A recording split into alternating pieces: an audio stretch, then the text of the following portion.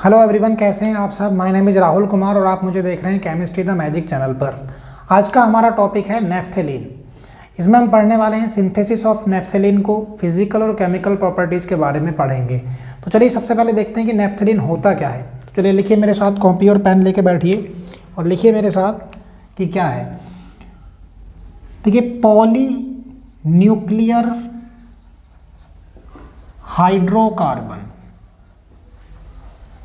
Poly nuclear hydrocarbon में हम नेफ्थेलीन को पढ़ेंगे। देखिए, पॉली का मीन्स होता है मैनी, न्यूक्लियस, और हाइड्रोकार्बन का means hydrogen and carbon containing compound. Polynuclear hydrocarbon, polynuclear hydrocarbon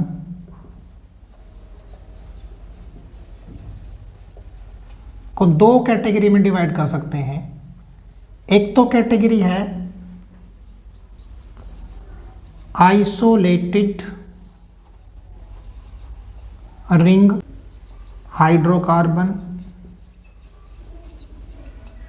दूसरा है fused ring hydrocarbon, fused ring hydrocarbon. Isolated ring hydrocarbon का मीन्स ये है कि यहाँ पर जो बेंजीन की रिंग है वो डायरेक्टली कनेक्ट नहीं होती। यहाँ पर जो बेंजीन की रिंग है वो डायरेक्टली कनेक्ट नहीं होती, not connected directly. For example,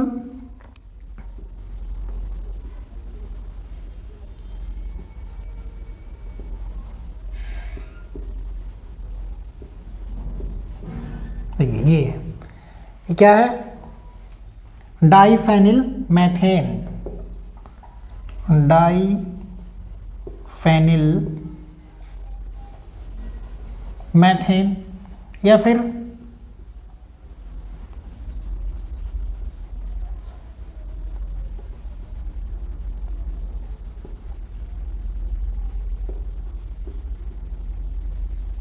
इस तरह से ये क्या है, ट्राइफेनिल मैथेन। मतलब ये तीन तीन यहाँ से बेंजीन रिंग कनेक्ट हैं और एक ही कार्बन है, तो ये है ट्राइफेनिल मैथेन। और देखिए यहाँ पर क्या है, ये बेंजीन रिंग जो है वो आपस में कनेक्ट नहीं है, ये क्या है, एक कार्बन से कनेक्ट है जो कि इन तीनों बेंजीन रिंग को आपस में कनेक्ट किए हुए हैं। ठीक है, तो ये ट्राइफेनिल मैथेन और डाइफेनिल मैथेन जो है वो आइसोलेटेड रिंग हाइड्रोकार्बन के एग्जाम्पल हैं। आइसोलेट का मतलब था अलग अलग। ठीक है, इसके बाद है fused ring hydrocarbon, connected directly by boundaries. यहाँ पर जो बेंजीन की रिंग है वो डायरेक्ट कनेक्ट होती हैं एक दूसरे से। फॉर एग्जाम्पल,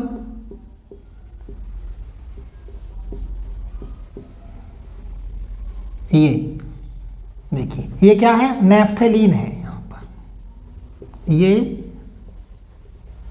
नेफ्थेलीन, दो रिंग अगर आपस में कनेक्ट हैं तो वो नेफ्थेलीन,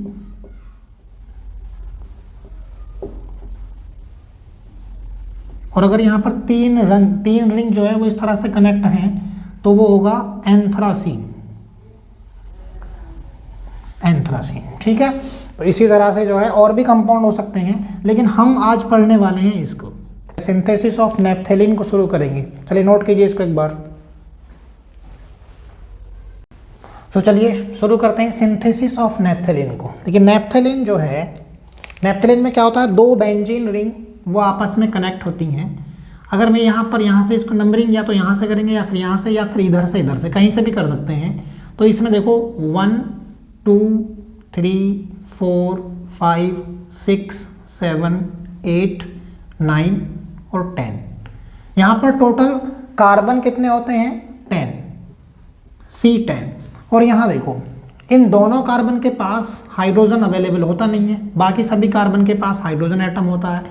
तो C10H8 ये इसका मॉलिक्यूलर फॉर्मूला है। ठीक है, देखो ये जो पोजीशन है इसको हम अल्फा, यहाँ पर ये पोजीशन अल्फा, ये अल्फा, ये अल्फा और ये अल्फा, ये भी बीटा, ये बीटा, ये बीटा और ये पोजीशन को बीटा पोजीशन बोलते हैं। ठीक है, तो ये जो है इस तरह से इसकी हम नंबरिंग करेंगे और इसका मॉलिक्यूलर फॉर्मूला क्या होगा C10H8। ठीक है, तो चलिए सबसे पहली मेथड जो है यहाँ पर मेथड ऑफ प्रिपरेशन में सबसे पहली मेथड हम यहाँ पढ़ने वाले हैं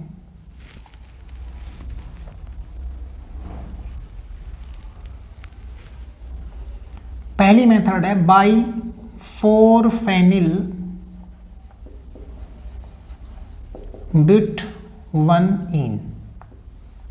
4-फेनिल ब्यूट 1-इन से नैप्थेलीन का सिंथेसिस करना है। तो कैसे करेंगे? Four phenyl but one yne, four phenyl but one yne, CH2 CH2 CH double bond CH2। देखो यहाँ पर क्या है 4-फेनिल 1 2 3 4। अगर यहाँ 4 कार्बन है तो देखिए यहाँ से अगर नंबरिंग करूँ 1 2 3 4, चौथी पोजीशन से क्या है ये फिनाइल ग्रुप है। बेंजीन की रिंग से एक हाइड्रोजन जब निकल जाता है तो वो क्या हो जाता है? फेनिल हो जाता है। अब देखो यहाँ पर चौथी पोजीशन से लगा हुआ है फेनिल, तो 4-फेनिल 4 कार्बन के लिए आता है ब्यूट, और पहली ही पोजीशन पर यहाँ पर डबल बॉन्ड है और उसके लिए आता है इन। तो 4-फेनिल ब्यूट 1-इन का फॉर्मूला हो गया ये। और यहाँ पर NaOH plus CaO soda lime से रिएक्शन कराते हैं इसकी। सोडा लाइम क्या होता है? NaOH प्लस CaO का मिक्सचर जो है उसे हम सोडा लाइम कहते हैं। ठीक है, तो अब देखो क्या होगा, यहाँ पर होगा क्या, यहाँ से इस पोजीशन से एक हाइड्रोजन इस पोजीशन से और एक हाइड्रोजन इस पोजीशन से, 3 हाइड्रोजन। और देखिए यहाँ से भी एक हाइड्रोजन निकलने वाला है, यहाँ से एक हाइड्रोजन निकलेगा तो टोटल कितने हाइड्रोजन हो गए? 4 हाइड्रोजन। मतलब यहाँ से 2H2 रिलीज होगा और ये पूरी रिंग बन जाएगी दूसरी। तो ये रिंग पहले से है। ये क्या है हमारे पास? CH, यहाँ भी CH, यहाँ पर भी CH, और यहाँ पर क्या है? डबल बॉन्ड CH, और एक बॉन्ड यहाँ से बनेगा क्योंकि यहाँ से एक हाइड्रोजन निकला है तो यहाँ भी बॉन्ड बन जाएगा। और देखिए यहाँ से वैलेंसी फ्री हुई है तो एक बॉन्ड आ जाएगा यहाँ पर, इस तरह से ना, या इसको इस तरह भी लिख सकते हैं हम।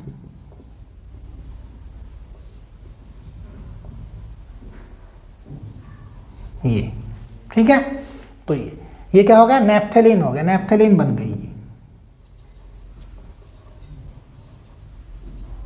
नैप्थेलीन। ठीक है, सबको समझ में आती है। चलिए सेकंड मेथड है by four phenyl but three enoic acid. Four phenyl but three enoic acid. तो देखिए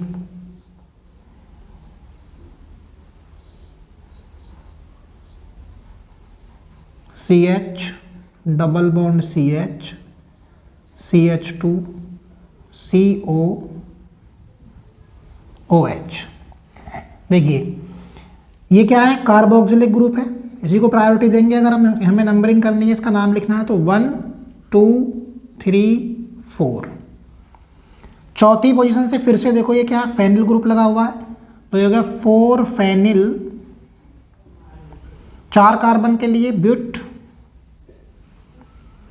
देखो 1 2 3, थर्ड पोजीशन पर क्या है? डबल बॉन्ड, इसलिए 3-इन, और यहाँ पर देखो पहली पोजीशन से क्या है? कार्बोक्सिलिक एसिड है तो 1-ओइक एसिड, ये हो गया इसका नाम 4-फेनिल ब्यूट 3-इन-1-ओइक एसिड। इससे हम सबसे पहले क्या करेंगे? देखो इसका डिहाइड्रेशन कराना है सबसे पहले, और डिहाइड्रेशन के लिए हमें क्या चाहिए? कोई डिहाइड्रेटिंग एजेंट चाहिए। तो H2SO4 क्या होता है? वो डिहाइड्रेटिंग एजेंट होता है। सबसे पहले क्या होगा, H2SO4 लेंगे हम यहाँ पर, जो कि एक डिहाइड्रेटिंग एजेंट है, और यहाँ से वाटर मॉलिक्यूल रिलीज होगा। देखिए यहाँ पर क्या है, एक हाइड्रोजन है यहाँ पर, तो ये यहाँ से ये वाला H और ये OH, ये पूरा यहाँ से रिंग के अंदर से इस पोजीशन से हाइड्रोजन और कार्बोक्सिलिक एसिड का OH निकलेगा, और यहाँ से एक वाटर मॉलिक्यूल निकल जाएगा। ठीक है, तो यहाँ से वाटर मॉलिक्यूल रिलीज हुआ, देखो क्या बना, H2O निकलेगा यहाँ से, CH double bond CH, CH2 C double bond O, और यहाँ से यहाँ से H निकला था, तो मतलब यहाँ पर बॉन्ड बन जाएगा ये। अब देखिए इसे हम टोटोमेरिज्म से भी समझ सकते हैं। टोटोमेरिज्म क्या है, एक आइसोमेरिज्म होती है, या फिर यहाँ से हम बॉन्ड ट्रांसफर के थ्रू भी इसको समझ सकते हैं। देखिए होगा क्या, अगर मैं इस हाइड्रोजन को यहाँ से लिख दूँ इस तरह से, तो देखो इस कार्बन और इस ऑक्सीजन में इलेक्ट्रोनेगेटिविटी किसकी ज़्यादा है, इस ऑक्सीजन की, तो यहाँ से ये इलेक्ट्रॉन को खींचेगा अपनी तरफ, और देखो तुरंत यहाँ से ये वाला बॉन्ड टूटेगा, और यहाँ से ये हाइड्रोजन फ्री हो जाएगा, और ये बॉन्ड हो जाएगा यहाँ पर, यहाँ के इलेक्ट्रॉन यहाँ पर ट्रांसफर हो जाएंगे, और ये हाइड्रोजन जो है देखो इसके पास नेगेटिव चार्ज आ गया, इसके पास क्या है, पॉजिटिव चार्ज, तो तुरंत ये ऑक्सीजन इस हाइड्रोजन को अप्रोच करेगा और इसके साथ बॉन्ड बना लेगा। तो मतलब कुछ इस तरह से बनेगा, देखिए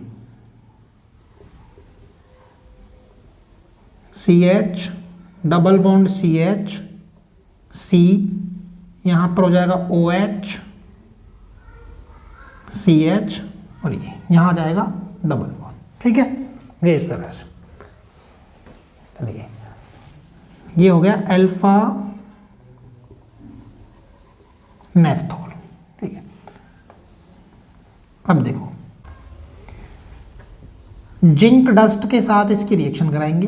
तो जिंक डस्ट के साथ रिएक्शन कराने पर देखिए यहाँ से ये जिंक इस ऑक्सीजन के साथ बनाएगा ZnO, और ये H वापस रिंग में,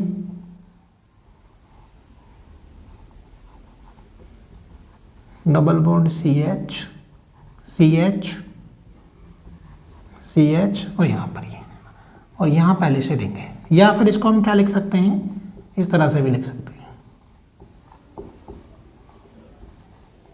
ये भी क्या है, नेफ्थेलीन।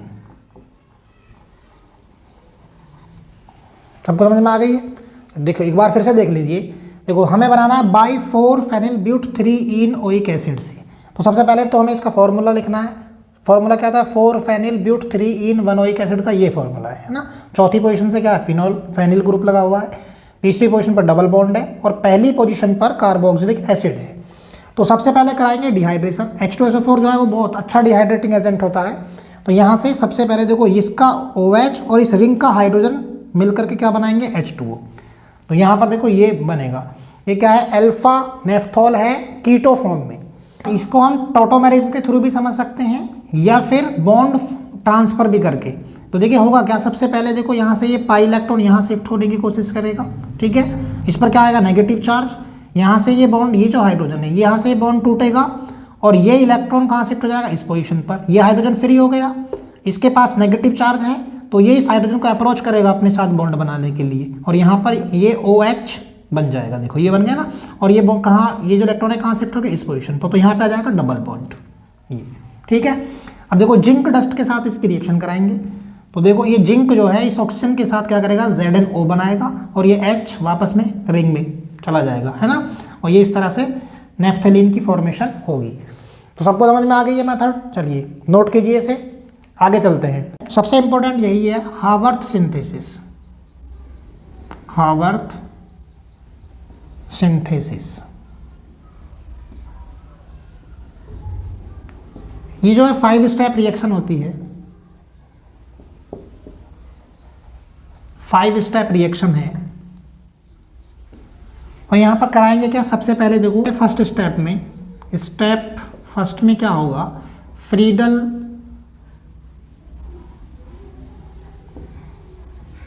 Crafts acylation.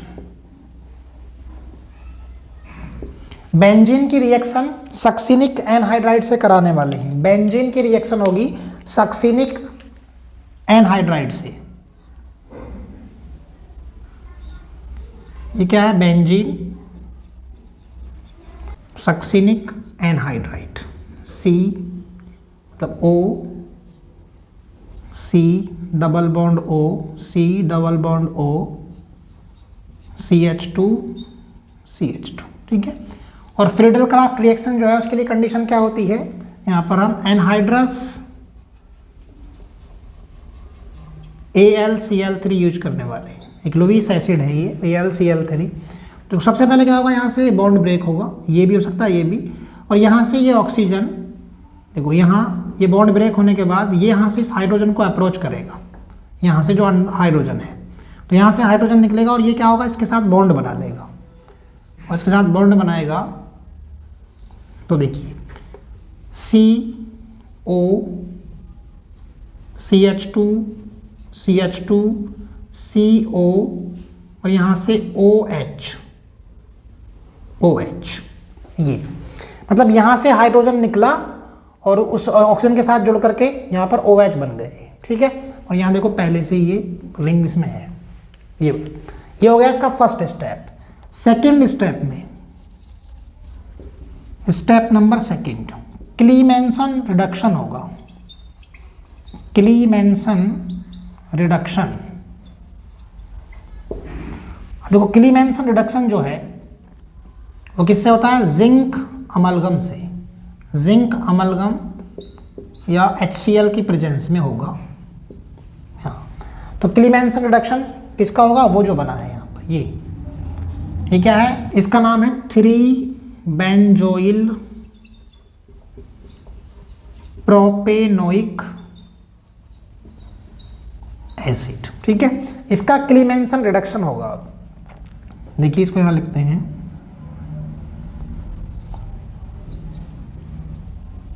CO CH2 CH2 CO और यहाँ से OH, इस तरह से लिख दिया, ठीक है।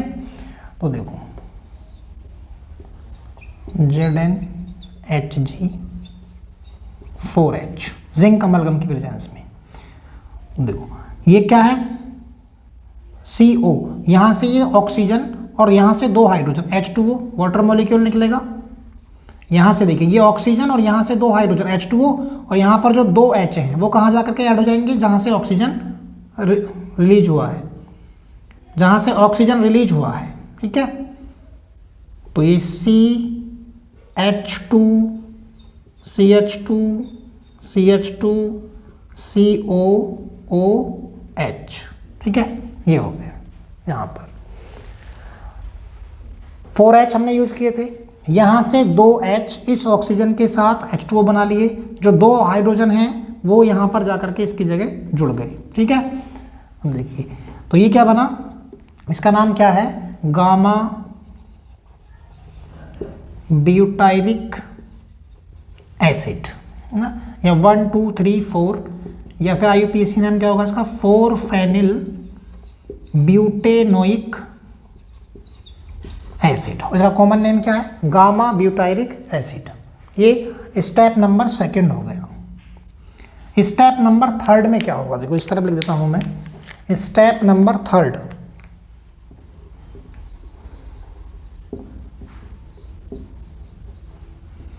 डिहाइड्रेशन होगा। स्टेप नंबर थर्ड में क्या होगा, dehydration, dehydration of gamma butyric acid, इसका डिहाइड्रेशन होगा। तो किसका, ये जो कंपाउंड यहाँ पर, ये प्रोडक्ट जो मिला है हमें, तो ये CH2 CH2 CH2 COOH,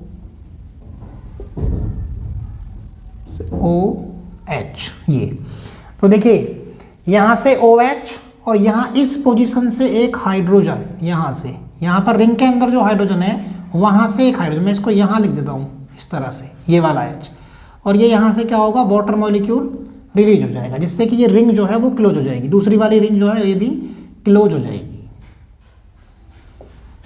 ये हो गया। तो CH2 CH2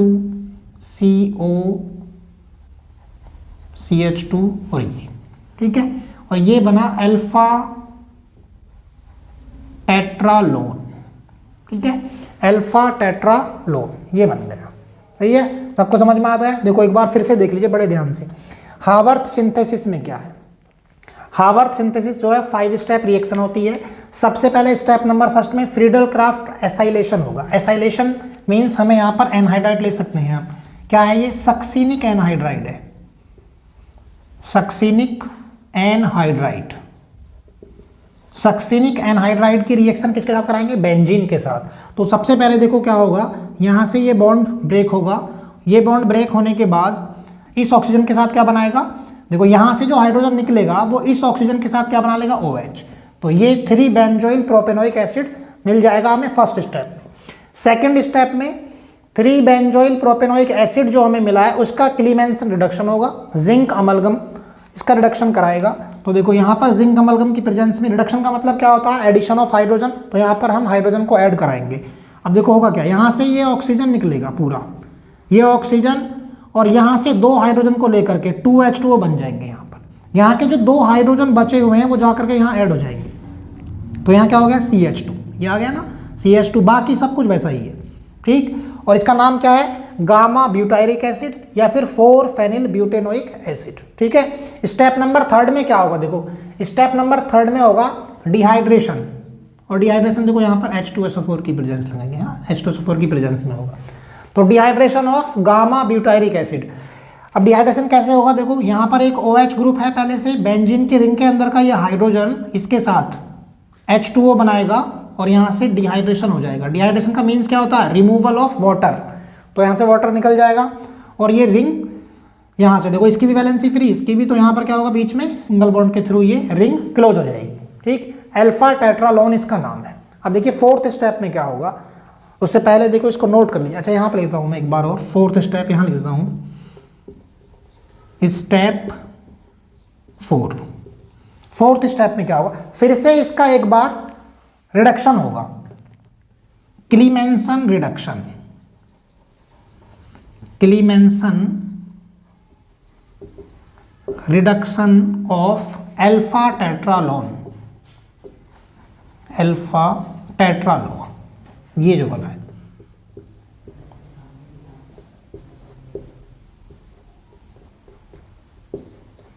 CH2 CO CH2 CH2, ये क्लीमेंसन रिडक्शन। ZnHg और यहाँ से देखिए 4H। तो देखो फिर से यहाँ से 2 हाइड्रोजन और यहाँ से देखो ये दोनों ऑक्सीजन, मतलब ये दोनों हाइड्रोजन, यहाँ से ऑक्सीजन 2H2O, H2O। यहाँ पर ये क्या होगा? H2O बन जाएगा और यहाँ भी एक ही मॉलिक्यूल बनेगा ना, वो बाई मिस्टेक हो गया, यहाँ से H2O। तो ये H2O बना। अब देखो अब क्या होगा, यहाँ से दोनों हाइड्रोजन यहाँ जाके ऐड हो जाएंगे,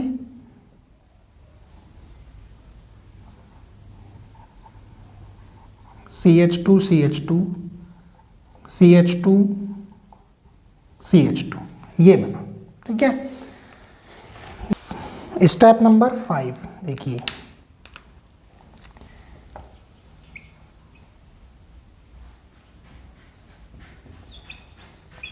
डिहाइड्रोजिनेशन। डिहाइड्रोजिनेशन है ना, यहाँ पर क्या होगा? डिहाइड्रोजिनेशन होगा, ठीक है। स्टेप नंबर 5 में डिहाइड्रोजिनेशन, जो अल्फा टेट्रालोन बना है उसका डिहाइड्रोजिनेशन। इसको मैं इस तरह से भी लिख सकता हूँ,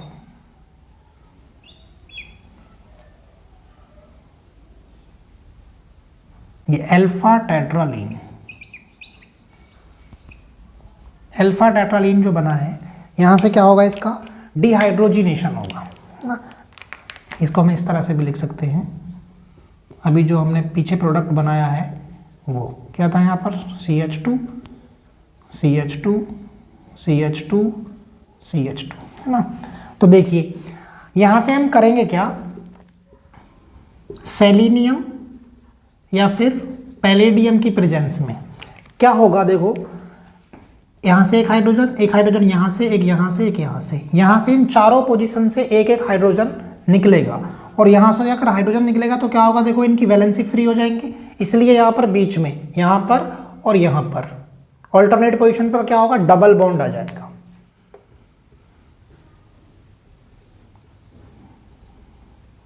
CH CH CH CH, तो यहाँ इस पोजीशन पर और इस पोजीशन पर, ऑल्टरनेट पोजीशन पर क्या होगा, डबल बॉन्ड आ जाएगा। और यही क्या है, नेफ्थेलीन है, नेफ्थेलीन है ना। इसको हम इस तरह से भी लिख सकते हैं रिंग फॉर्म में। देखो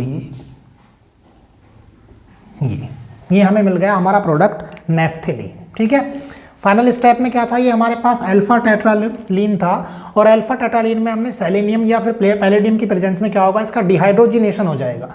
यहाँ से हर एक पोजीशन से एक एक हाइड्रोजन निकलेगा, और एक एक हाइड्रोजन निकलेगा तो फिर क्या होगा, इनकी वैलेंसी जो है फ्री हो जाएंगी, तो इसलिए बीच में यहाँ पर डबल बॉन्ड आ जाएगा। यहाँ से हर एक पोजीशन से एक एक हाइड्रोजन निकलेगा तो क्या होगा, अगर यहाँ से भी एक हाइड्रोजन, यहाँ से भी एक, यहाँ से भी, यहाँ से भी, तो देखो कार्बन की वैलेंसी जो है वो क्या होगा, कम हो जाएगी ना। 1 2 3, एक हाइड्रोजन निकल गया तो इस बी की भी 3, ऐसे यहाँ पर 1 2 3, तो इसलिए यहाँ पर डबल बॉन्ड आ जाएगा और यहाँ पर डबल बॉन्ड होगा, यहाँ पर डबल बॉन्ड आएगा, तो ये हमें हमारा प्रोडक्ट मिल जाएगा नेफ्थेलीन। ठीक है, सबको समझ में आती है। चलिए फिजिकल प्रॉपर्टीज देख लेते हैं एक बार। फिजिकल प्रॉपर्टीज क्या है इसकी, physical properties of naphthalene. Naphthalene physical properties में क्या है, देखो नेफ्थेलीन जो है वो क्या है, क्रिस्टलाइन सॉलिड होता है और शाइनी होता है। It is colourless, shiny, crystalline solid. ठीक, इसका जो मेल्टिंग पॉइंट है 82 डिग्री सेंटीग्रेड होता है। बॉइलिंग पॉइंट जो है इसका कितना होता है, 218 degree centigrade. It is insoluble in water but completely soluble in organic solvent। ना, पानी में नहीं घुलता है, लेकिन जो ऑर्गेनिक सॉल्वेंट हैं उनमें कंप्लीटली डिजोल्व होता है, जैसे C6H6, ईथर, अल्कोहल। ठीक है, इनमें कंप्लीटली डिजोल्व होता है। कलरलेस, शाइनी, क्रिस्टलाइन सॉलिड होता है। मेल्टिंग पॉइंट 82 डिग्री सेंटीग्रेड होता है। बॉइलिंग पॉइंट जो है इसका वो 218 डिग्री सेंटीग्रेड होता है। और ये जो है वाटर में इनसॉल्युबल होता है, लेकिन ऑर्गेनिक सॉल्वेंट में कंप्लीटली सॉल्युबल होता है। ठीक है, केमिकल प्रॉपर्टीज में देखिए, ये केमिकल प्रॉपर्टी जो है वो कितने टाइप की केमिकल प्रॉपर्टी शो करता है। अगर बात करें केमिकल प्रॉपर्टीज की, केमिकल प्रॉपर्टीज, तो कौन कौन सी केमिकल प्रॉपर्टीज शो करता है, इलेक्ट्रोफिलिक सब्स्टिट्यूशन रिएक्शन शो करता है, सब्स्टिट्यूशन रिएक्शन शो करता है, एडिशन रिएक्शन भी शो करता है।